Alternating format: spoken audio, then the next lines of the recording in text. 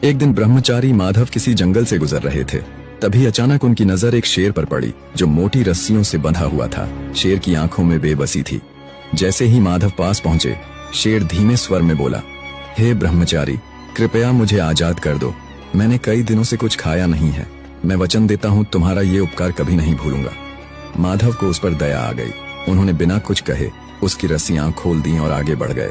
कुछ दिन बाद जब माधव एक शांत जगह पर विश्राम कर रहे थे, वही शेर वहां आ पहुंचा।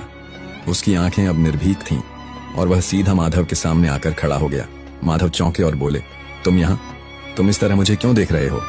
शेर बोला, मेरी प्रकृति है शिकार करना और इस समय तुम सबसे आसान शिकार हो। माधव ने आश्चर्य से कहा, मैंने तुम्हें मुक्त किया, जीवन दिया और अब तुम मुझे ही खाना चाहते हो?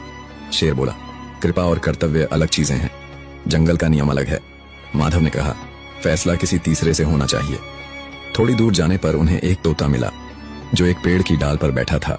उन्होंने पूरी बात तोते को सुनाई। तोता बोला, मनुष्य पूरी उम्र हमें पिंजरे में बंद रखता है, दाने पानी के नाम पर हमारी आजादी छीन लेता है। जब मन भर जाता है तो पिंजरा किसी और को दे देता है। मैं शेर का पक्ष लूंगा। माधव चुपचाप आगे बढ़े। कुछ दूरी पर उन्हें नारद मुनि मिल गए। उन्होंने पूरे घटनाक्रम को विस्तार से सुनाया। नारद मुनि शांत भाव से बोले, मैं तब फैसला करूंगा जब तुम पूरी घटना को दोबारा वैसा ही करके दिखाओ जैसे हुई थी। माधव ने बिना कुछ कहे शेर को दोबारा उसी तरह रस्सियों से बांध दिया जैसे वह पहले बंधा था। जब रस्सी कस चुकी थी, नारद मुनि मुस्कुराए और बोले, फैसला हो गया। नेकी हर जगह नहीं करनी चाहिए।